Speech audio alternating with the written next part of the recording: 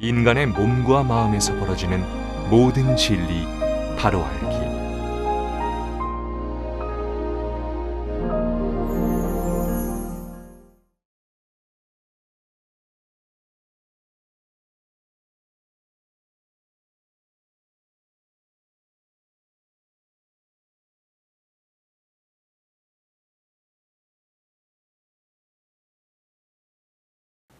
오늘날 과학자들도 이것을 알지 못하는 이유는 과학자 자신도 호흡신경이 어디에 죽어 있는지를, 어떤 부위에 호흡신경이 죽어 있는지는 알아내지 못합니다. 오랜 세월 제가 수행해 오면서 구석구석 조금씩 신경이 살려낼 때마다 호흡의 변화를 감지하게 되었고, 이것이 위쪽으로 올라오면서 신경을 살릴 때마다 목 부위에서 강한 진동이 일어납니다. 마디마디 이 경추 부위가, 연수를 누르고 있는 이 경추 부위가 떨어질 때쯤 되면 정말 인간이 이런 모습으로 태어났구나 하고 느끼게 됩니다. 인간의 의식은 정말 고요하게끔 되어 있는데 이렇게 신경이 압박을 당해서 이런 의식으로 살아가는구나, 이렇게 마음이 만들어졌구나, 호흡신경이 이렇게 연결되어 있구나 하고 인간의 모든 면문을, 모든 몸과 마음을 깨닫게 됩니다. 인간의 마음이 어떻게 만들어지는지도 이때쯤 되면 알 수 있습니다. 그래서 깨달음은 이론으로 들어서, 귀로 들어서 깨달는 것이 아니라 자신의 몸과 의식에서 변화를 맛봐야 되고, 세포가 변해 오면서 이게 수문어와 연결되어 있는 모든 신경이 하나하나 열리면서 의식의 변화까지도 체득을 하셔야 됩니다. 그러면서 마지막 여수까지, 숨내까지 빵 뚫렸을 때 이 머리에서는 형용하기 어려울 만큼, 힘들 만큼, 어떻게 표현하지 어려울 만큼 시원한 물줄기가 쏟아서 내려옵니다. 이것을 도교에서는 선노간숨이라고 합니다. 또한 이 목 부위가 풀리면, 압박받고 있던 경추 부위를 풀어주면 대추일이, 이 부위가 경추에 바짝 굳어있던 대추혈이 뚝 떨어집니다. 뿐만 아니라 목으로 올라오면서 굳어있는 모든 경추를 압박하고 있는 근육들이 부들부들 뚝 떨어짐을 느낍니다. 여러분이 제 목을 와서 뒤에 와서 손가락으로 딱 누르면, 요 부위를 이렇게 눌러보면 몰랑몰랑합니다. 여러분들은 뭐 단단하게 굳어 있지만 제 목은 몰랑몰랑합니다. 어린아이 목과 같습니다. 그러면서 목이 짧아집니다. 이것이 풀리면서 육괴가 씁니다. 깨달은 자의 몸에서 나타나는 30 이상 80 정도가 그냥 나타나는 것이 아니라 이런 단계를 거쳐서 물리적으로 안에서 때가 이르러 물리적으로는 변화를 줘야만이 육괴가 일어납니다. 호흡은 이 숨내가 완전히 열렸을 때 전 안에서부터 흉부가 바깥으로 확장됩니다. 그래서 연수가 다 열린 자 가슴이 두꺼워집니다. 가슴이 이렇게 얇은 자는 반드시 연수를 한번 점검을 하셔야 됩니다. 우리 마라톤 선수 이봉주 선수께서도 1차적으로 저는 이 부위를 다쳤을 거라고 판단을 합니다. 어떤 힘을 강하게 쓰면 이 흉추, 요추 부위가 상처를 입습니다. 이 상처를 입으면 척추에 붙어 있는 근막들이 이렇게 당김을 당합니다. 당김을 당하면서 아마 연수가, 경추가 수음내를 압박했으리라고 확신합니다. 이 경추가 수음내를 압박하게 되면 이때부터 몸이 걷잡을 수 없이 경직됩니다. 경직되면서 전신의 수음내가 달달 뜹니다. 그러면서 목이, 가슴이 점점 앞으로 구부러집니다. 이렇게 되면, 이 상태에서 오래 놔두면 이거 풀기가 무척 어렵습니다. 다행히 어느 정도 그 조예가 깊으신 한의사분을 만나서 아마 이 부위를 중점적으로 치료를 하고 계시는 것 같은데, 이 방법이 맞는 방법입니다. 이것은 침술로도 안 되고 약물로도 안 됩니다. 약이 없는 병입니다, 이게. 그래서 현대의학으로서는 도저히 넘볼 수 없는 영역입니다. 그래서 저는 유튜브를 보고, 아하, 우리 이봉주 선수께서 연수를 다쳤구나. 그 연수를 딱 다치면 바로 온몸이 경직입니다. 경직이니까 가슴 부위 이곳에 지나가는 호흡 근육들이 막 바로 경직이 돼가지고 어쩔 줄을 모릅니다. 그러면서 호흡이 불안전합니다. 아니, 호흡이 아주 안 됩니다. 그리고 힘을 쓸 수가 없습니다. 조금만 걸어도 숨이 찹니다. 우리가 죽어가는 원리가 바로 이렇게 죽어가는 거예요. 점점 호흡신경이 굳어 들어와서 결국 연수까지 딱 막아버리면 그때는 어쨌든 이병주 선수께서 이 동영상을 보고 계신다면 연수를 한번 점검해 보시기 바랍니다. 연수와 횡격막 신경. 분명 여기를 다쳤었다면, 연수를 다쳤었다면 목이 이렇게 굵어집니다. 목이 굵어지면서 주변이 경추 3, 4, 5번에서 내오는 횡격막 신경까지 아마 압박을 당하게 됩니다. 그래서 2중, 3중으로 호흡 신경을 다 건드려 버려서 회복하기가 무척 어렵습니다.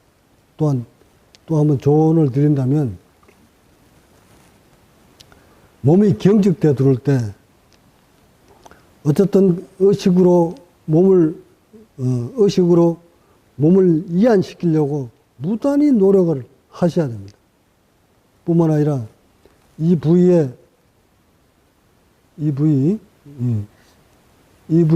목침이나 버개 같은 것을 고이고 뒤로 누우시면 처음에는 무척 고통스럽겠지만 점진적으로 반복하시면 이곳이 조금씩 풀립니다.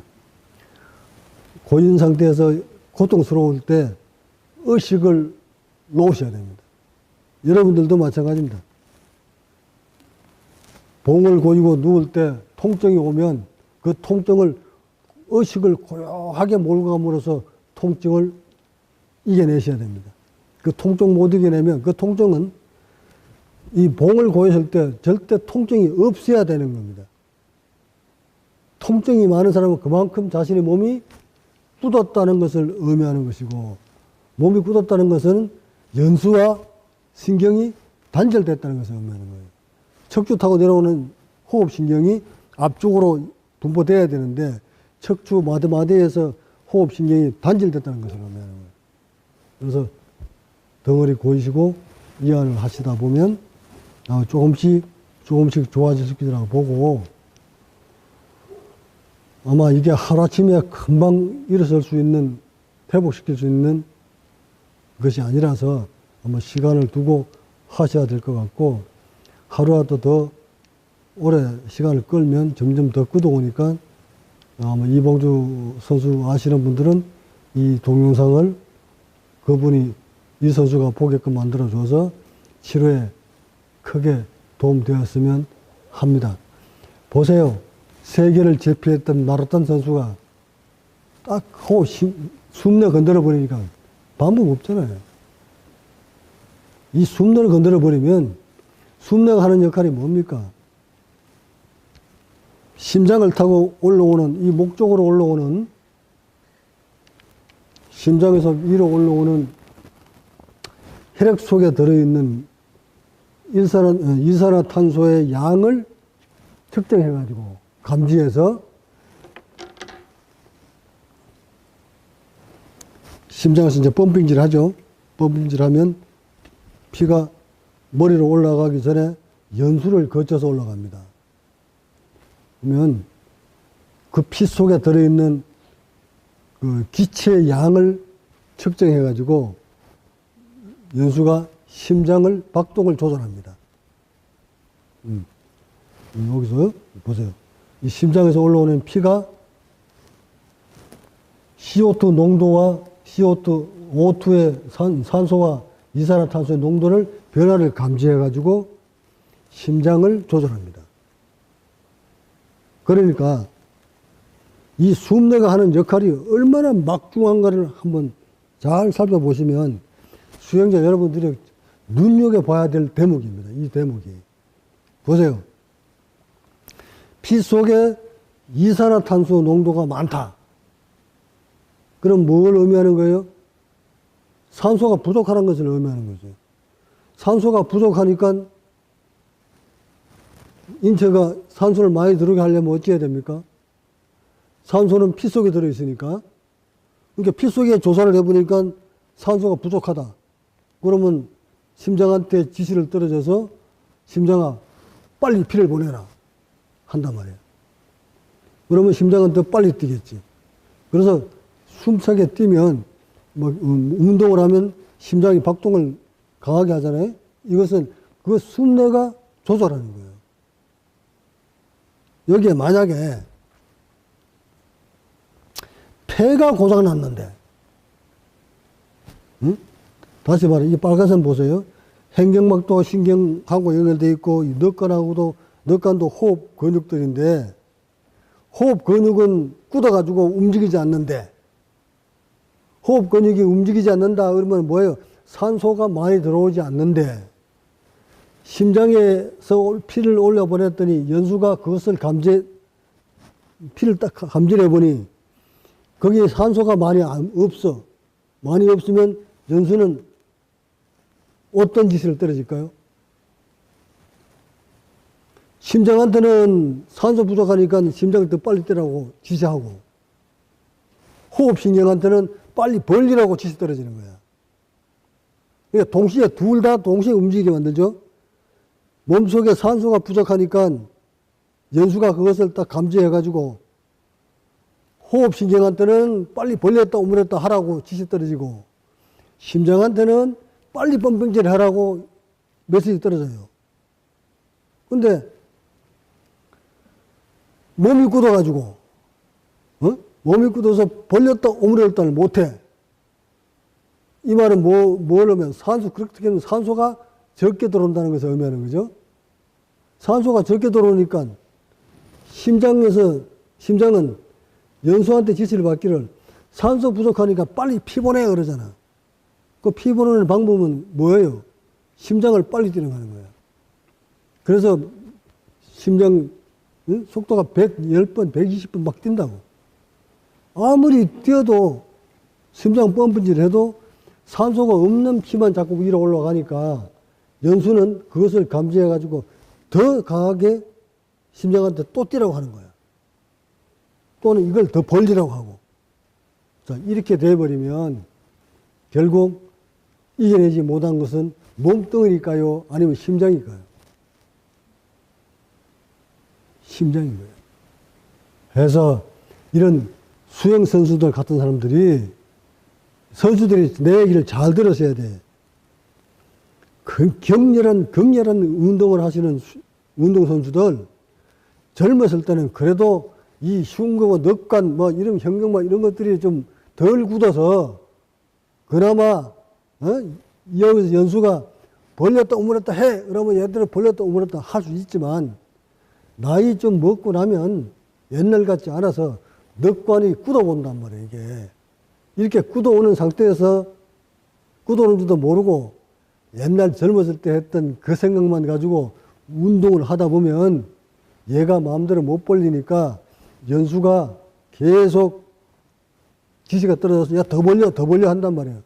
그러니까 더 벌려 할 수밖에 없는 것이 심장에서 올라오는 산소 양이 부족하니까 자꾸 더 벌려 할 거 아니에요?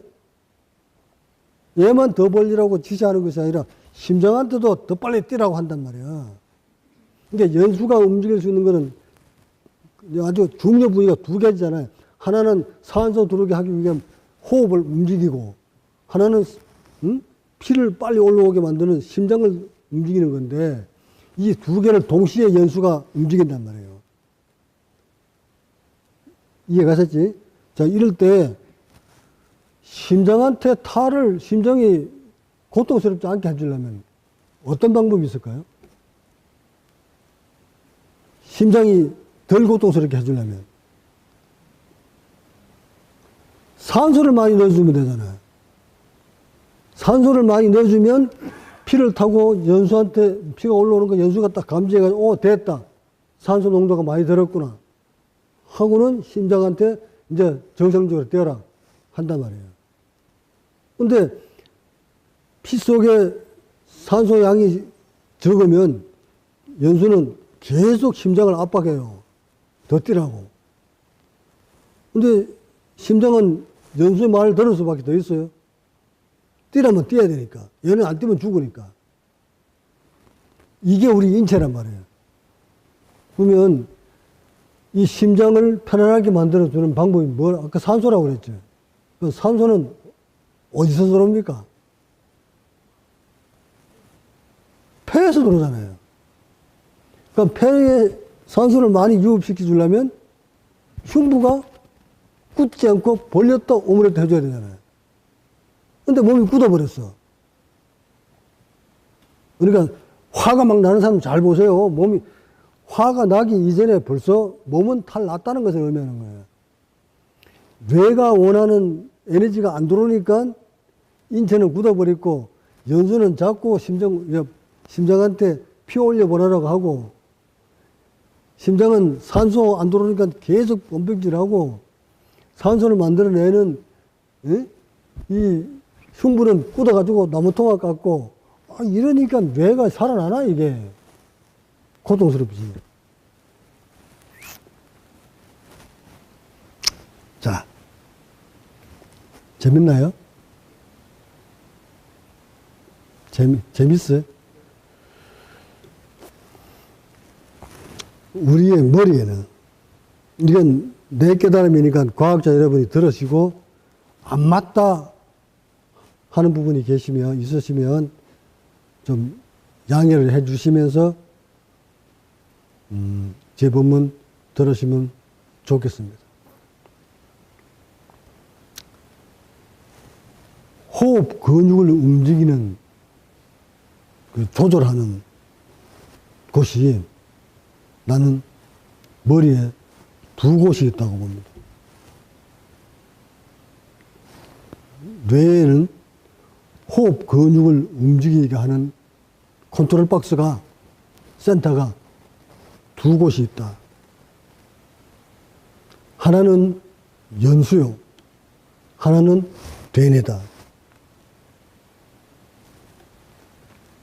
이 말을 내가 왜 드리느냐면, 잠잘 때 고요히 여러분이 인간이 의식하지 않는 상태에서도 호흡은 계속 하시죠. 해야만 됩니다. 그죠? 사람이 의식을 놓을 때도 호흡은 끝없이 움직여줘야 됩니다. 이거 움직이지 않으면 죽어요. 그러니까 우리가 잠을 잘 때도 끊임없이 연수는 전 몸을 움직여서 호흡을 합니다. 그래서 연수가 움직여서 호흡을 하는 게 있고, 또한 어떤 운동을 할 때 산소가 갑자기 많이 필요를 할 때 연수만 가지고 산소를 많이 빨아당길 수 없으니까 운동 근육을 움직여서 호흡을 크게 하게 만드는 컨트롤하는 곳이 또 있다. 나는 그곳을 대뇌라고 봅니다. 해서 만약에 대뇌에서 호흡신경을 움직이지 못한다면 연수만 가지고 절대 부족한, 운동할 때 많이 들어가는 산소를 충족시킬 수가 없어요. 그래서 사람이 우리가 운동을 하다 움직이면 산소가 많이 필요로 하니까 이때 머릿속에 들어있는 대뇌와 숨뇌와 서로 교류작용을 하면서 신호를 주고받으면서 근육을 강하게 움직일 수 있도록 조절하는 기능이 있다. 난 이것을 운동 근육을 움직이는 대뇌하고 인간이 의식이 나왔을 때 움직이는 연수하고 두 개가 상호 교류하면서 호흡을 하고 있다 하고 난 판단하는 거예요. 자, 이게 우리의 인체인데 수행자는 어떤 호흡을 살려야 되는가? 대뇌에서 움직이는 호흡 근육들은 운동을 하다 보면 얘가 따라서 저절로 움직이게 돼 있어요. 근데 숨내가 움직이지 못하는 근육은, 호흡 근육은 대뇌에서도 못 움직여요. 다시 말해, 숨내에서 차단되어 있는 호흡신경은 대뇌에서 움직일 수가 없다는 뜻이에요. 그래서 운동을 아무리 많이 해서 근육을 막 단련시켜도 호흡신경하고는 관련이 없다. 호흡신경은 연수하고 연결되어 있는 호흡신경을 먼저 살려놓고 그 다음 근육을 형성시켜서 대뇌와 연수와 상호작용으로 해서 몸통이 벌렸다 오므렸다 할 수 있는 기능, 몸을 만들어야 되는데 이 연수신경을 다 살리려면 첫째, 전신이 굳어 있는 부위부터 먼저 풀어야 돼요. 서해부가 굳어 있으면 서해부를 풀어야 되고, 배꼽이 뭉쳐 있으면 배꼽부터 풀어야 되고, 명치 부위가 굳어 있으면 명치 부위를 풀어야 되고, 가슴이 뭉쳐 있으면 가슴을 풀어야 되고, 이것을 다 풀어서 연수를 통해서 내려오는 신경과 앞쪽에 연결되어 있는 모든 호흡신경들을 다 살려야 돼요. 그거 살릴 수 있는 방법은 오직 릴렉스입니다. 몸을 이완시켜서 시킨 다음 고요히 의식을 넣어서 호흡신경을 간하면 어느 부위에 호흡신경이 살아있고 어느 부위에 죽어있는지를 찾아낼 수 있습니다. 이렇게 해서 연수와 연결되어 있는 호흡신경을 먼저 살리시고 그런 다음 호흡 근육을 향상시켜서 산소가 부족해서 죽어가는 일이 없도록 연수 신경 살리는데 주력하시기 바랍니다. 오늘은 이 법문이 워낙 이게 난이도가 좀 굉장히 높은 부위라서 아직 여러분들도 이 연수와 연결되어 있는 부위가 한 번도 체득을 해보지 못했기 때문에 내가 설명을 하기가 조금 난해합니다. 다만 이런 분은 좀 조심하셔야 됩니다. 이완을 시키라고 했더니 이쪽 부위, 이 등 쪽에 방석을 고이고 이완을 하라고 했더니 마냥 이완을 오랫동안 하는 과정에서 목이 뒤로 뚝 떨어질 수가 있어요. 이렇게. 이 목 대추의 바로 위에 이 부위가 뒤쪽으로 꺾여도 안 돼요. 지금 내 제자 중에 몇 사람 꺾인 사람이 있어요. 이 목 뒤가 바로 툭 떨어져서 이 부위가 꺾여도 연수를 다쳐요. 그러니까 뒤로 고이고 이완을 하라고 해서 목을 뒤로 척 이렇게 떨어뜨리면 안 돼요. 반드시 이 땅에 머리가 닿아야 돼요. 바닥 쪽에 머리가 땅에 닿은 상태에서 여기를 고여줘야 이 부위가 안 꺾여요. 이 부위가 꺾이면 이때부터 그 수행자는 늘 일하고 다녀요. 이런 수행자는 여기가 꺾였다는 것을 의미하는 거예요. 이런 수행자는 턱을 앞쪽으로 턱을 딱 당기고 생활을 하시다 보면 이 부위가 바로 제자리에 돌아옵니다. 그래서 이렇게 꺾여도 안 되고 이렇게 꺾여도 안 되고, 예? 그러니까 거북목 돼도 안 되고 뒤로 꺾여도 안 되고 늘 정자세. 이렇게 척추가 바로 경추가 바로 딱 서야 무게가 안 실려서 연수가 압박을 안 받습니다. 그러니까 이완을 하다가 너무 오래 세월 동안 이완을 하다 보니 목이 뒤로 탁 이렇게 걸려 있는 사람 또는 목을 다친 사람, 다치는 부위가 대부분 여기에요. 여기 이 부위. 대추혈은 여기 있으니까. 이완하다 뒤로 이렇게 제껴 있는 사람, 그런 사람들은 이걸 가슴을 머리를 당기면서 이쪽을 풀어주고 턱은 앞으로 당기시고, 또 잠을 잘 때도 버개를 여기를 보이세요. 뒷머리만 살짝 고여 놓으면 이 부위가 이쪽으로 빠져나옵니다. 이렇게 해서 잘못된 경추 바로 잡으시고, 그 다음 이렇게 굽어진 사람들은 여기를 중점적으로, 이제 이봉주 선수와 똑같이 요 부위, 즉 거북목 된 사람들은 이 부위를 중점적으로 보여서 이완하시고, 자, 지금까지 제 본문을 듣고 궁금하신 분이 있기나 질문 올라온 게 있으면 보도록 합니다.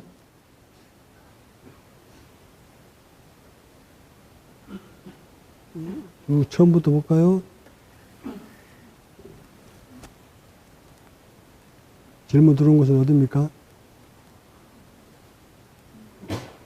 또 김호환 씨가, 김호환 씨는 궁금한 게,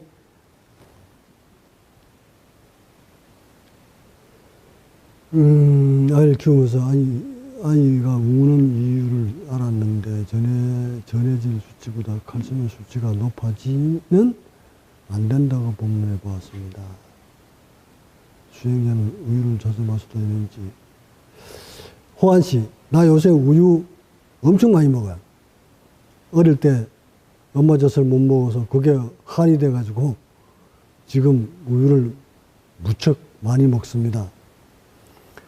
우유 속에는 단백질 성분이 들어있을 뿐만 아니라 신경을 만들어내는 아라키도산인 성분이 가장 많이 들어있는 것이 엄마의 모유입니다. 그래서 어릴 때 엄마의 모유를 많이 먹고 자랐느냐 그렇지 못하느냐에 따라서 아이의 몸통이 차이가 납니다. 우유를 많이 먹고 이유식을 잘 먹고 단백질을 풍족하게 먹은 아이는 몸집이 둥글게 크게 성장을 합니다. 그러나 단백질이 부족한 아이는 바싹 마른 상태에서 성장을 합니다. 자, 우유 많이 드세요. 많이 드셔도 괜찮습니다. 간과하지 마세요. 석가모니가 피골이 상접해서 하선해서 먹고 회복한 것이 바로 소저색이었던 사실을, 유미적이었던 사실을, 유미적인 바로 우유로 만듭니다. 그래서 우유를 많이 드시고, 그 다음에 김하성 씨, 32종, 32상이죠. 32상 80조가 나타났습니다. 이건 나타나십니다 하면 이건 안 나타난 거예요. 마지막 부분 마음장상이 조금씩 들어가는 걸 알 수 있습니다. 현재 연수를 이완 중입니다. 정말 고통스럽습니다. 26일째 이완하고 있습니다. 하루 16시간, 어떨 때는 5일 잠 안 자고 이완 중입니다. 오늘은 마무리해야지 하면서 계속 이어져 오고 있습니다. 해엄부터 굵은 낚싯줄을 연결해 놓은 느낌도 오고 복부, 어깨 부분, 갈비뼈, 몸이 내려앉습니다. 다 된 것 같은데 또 이완합니다. 정말 목 부분 뚜둑합니다. 숨내 방향은 시계 방향으로 이완합니다. 줄로. 궁금한 것은 제3의 눈은 언제쯤 볼 수 있을는지요. 양쪽 미간에 계속 강한 느낌이 옵니다. 화성시 32상 80종호가 어떤 원리로 나타나는지 모른 채 나타나지 않습니다. 팔이 길어지면 왜 길어진지를 반드시 과학적으로 설명이 가능하고, 또한 육개가 서면은 어떤 원리로 육개가 서는지도 모른 채 육개가 서지 않으며, 가슴통이 커지면 그거 왜 어떤 원리로, 어떤 과학적인 원리로 가슴통이 커지는지 모른 채 커지지 않으며, 연수가, 숨내가 어떤 원리로 압박을 받고 어떤 원리로 풀어지는지를 모른 채 풀어지지 않을 것이며, 마음장상이 어떤 원리로 의해서 마음장상이 만들어지는지 모른 채 마음장상이 이루어지지 않을 것이며, 지금 말씀하시는 해음부부터 붉은 낚싯줄을 연결해 놓은 것 같다. 이거 아직 이한 단계에 있습니다. 아직 아무것도 이룬 것이 없습니다. 왜? 32상 80종호를 이룬 자는 자신의 몸과 의식에서 어떤 원리로 이런 단계까지 올라왔는지를 너무 명확하게 알 뿐만 아니라 자신의 몸에서 그런 의식이 나타났다고 해서, 그런 사학이 나타났다고 해서 마음으로 자랑하고 싶은 마음도 안 생깁니다. 또한 깨달은 자는 깨달은 과정을 모른 채 깨달지 않습니다. 깨달은 자는 이렇게 자신의 몸에서 나타났다는 얘기를 이런 식으로 질문을 해서 각자한테 묻지 않습니다. 어떻게 내가 나타나는 32상 80종호와 김하성 씨가 나타난 32상 80종호가 어떻게 다릅니까? 똑같이.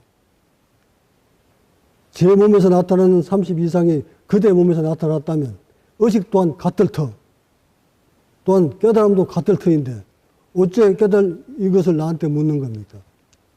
그래서 아직 비슷한 것이 몸에서 벌어졌다 해서 그것이 마치 32상이 나타났느냐 의식을 일으키지 마시고, 또한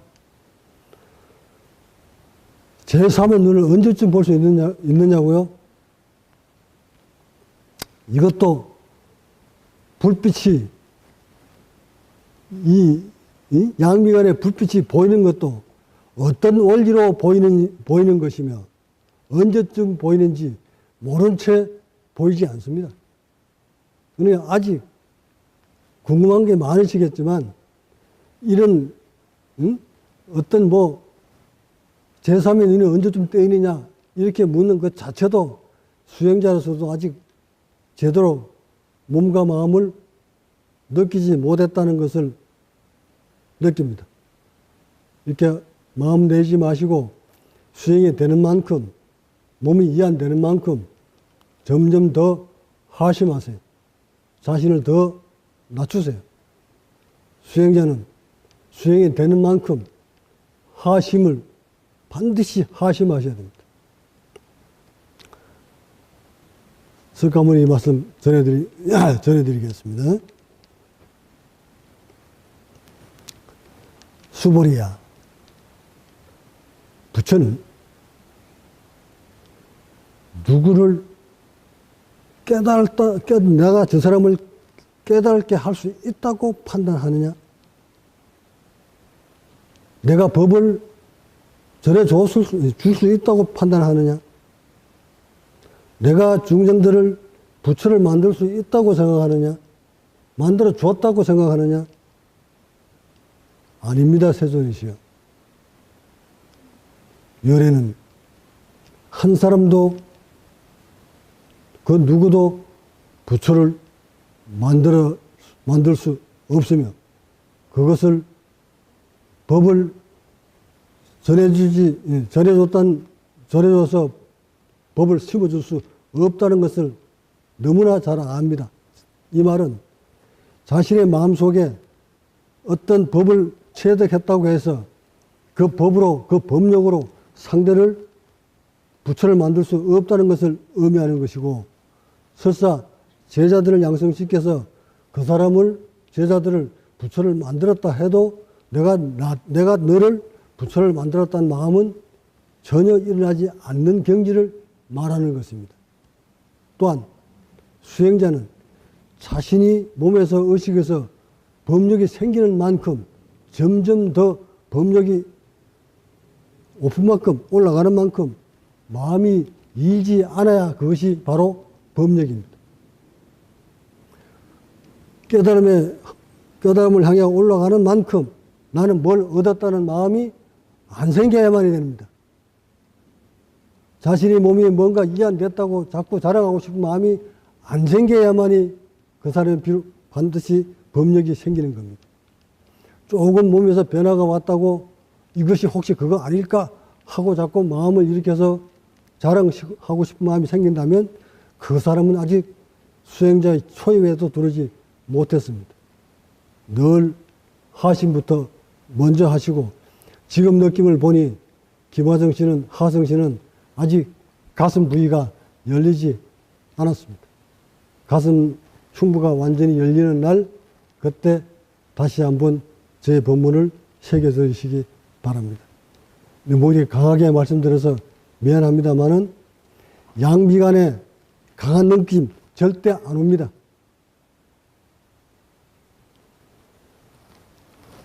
이곳에 불빛이 보이는 원리는 옥심이 다 이완됐을 때 나타나는 현상입니다.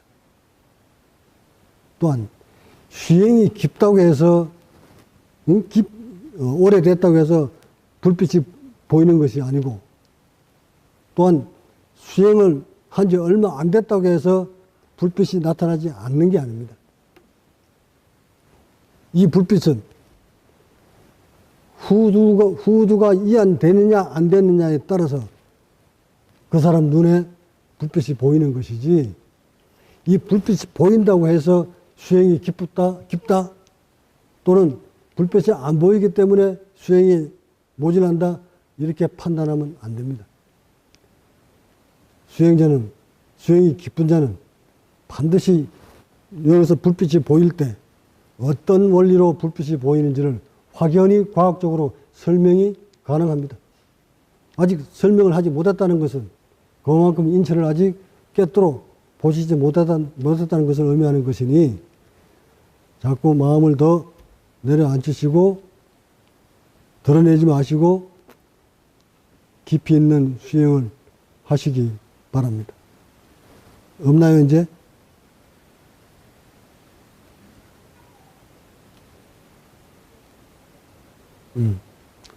자, 이제 더 질문자가 없는 걸로 알고, 이것으로 4월 정기법회를 모두 마치겠습니다. 자, 시청자 여러분, 다음 달에 뵙기로 하겠습니다.